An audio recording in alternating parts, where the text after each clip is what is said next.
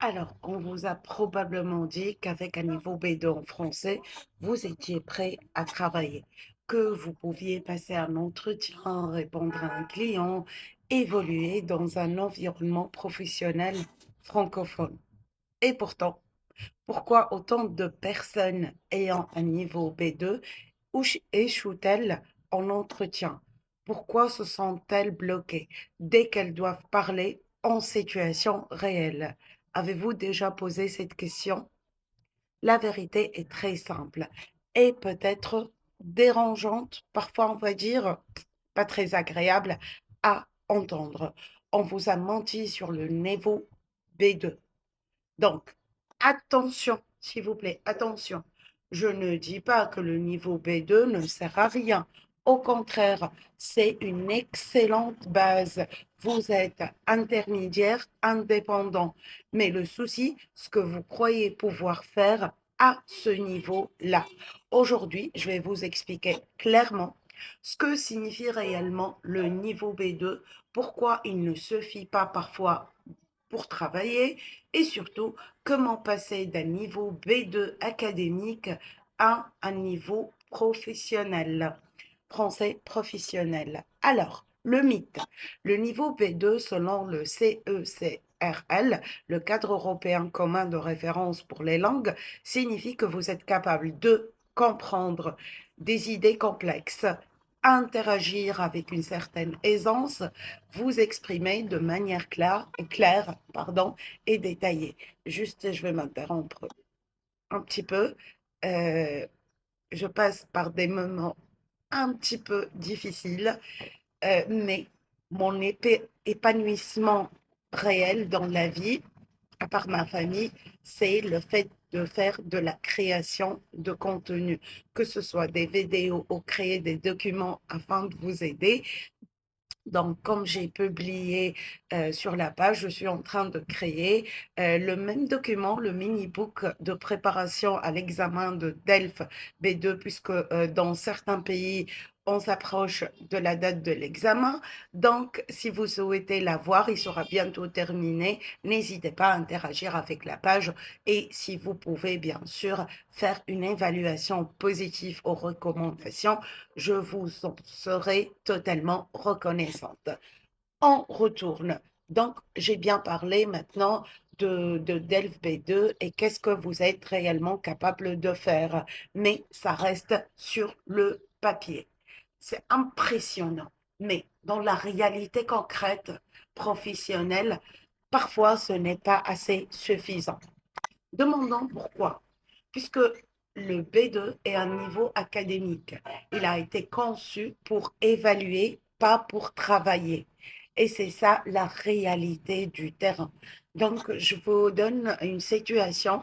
Donc, on va imaginer qu'un client nous appelle, il est mécontent, il est sarcastique, il parle trop vite, il vous coupe la parole à chaque moment, il attend une solution immédiate. Et là, oups, et là, je vous parle de, comment dirais-je, d'une expérience professionnelle. Non, pas parce que vous ne comprenez pas, mais étant donné que vous n'êtes pas prêt.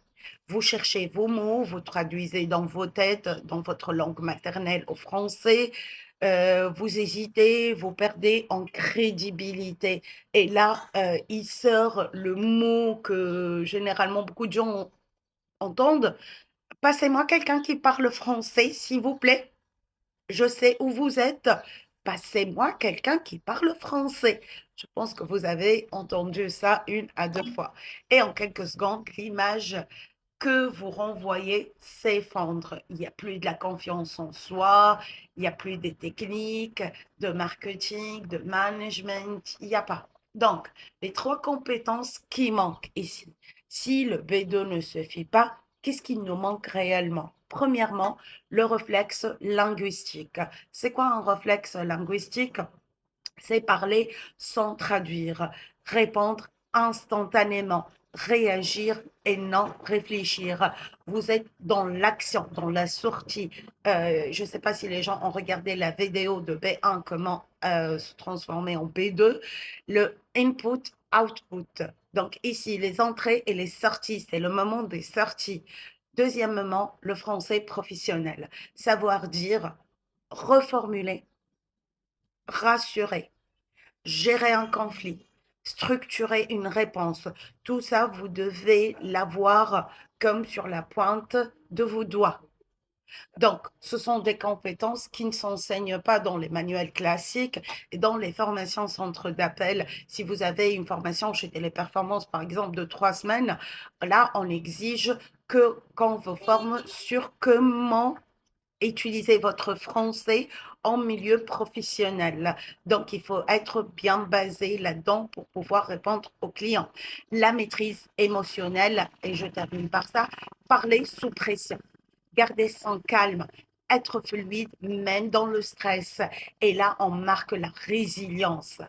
Ça, aucun examen dans le monde entier, peu importe le niveau que vous préparez, ne l'évalue réellement. C'est parce que là, parfois, des niveaux B1 peuvent bien gagner leur vie en centre d'appel parce qu'ils ont cette résilience, cette résilience. Alors, version B2, on va prendre quelques démonstrations académiques. Je pense que peut-être vous pouvez attendre, mais une version professionnelle de travail. Catégoriquement, je comprends votre situation. Permettez-moi de vérifier cela immédiatement avant de vous apporter une solution rapide. C'est pas la rapidité, c'est la fluidité. Et comme je vous dis, la fluidité se crée sous la pression. Donc, vous voyez la différence certainement. Ce n'est pas une question de niveau, c'est une question de posture et d'entraînement. Donc, le tout, ça crée sous entraînement, hein. On n'est pas né francophone et anglophone, mais quelqu'un qui est polyglotte, par exemple, qui apprend plusieurs langues en même temps, c'est quelqu'un qu'on doit lui baisser le chapeau. Bravo, monsieur, dame. Alors, si vous êtes au niveau B2 aujourd'hui, vous n'êtes pas en échec. Vous êtes simplement à mi-chemin.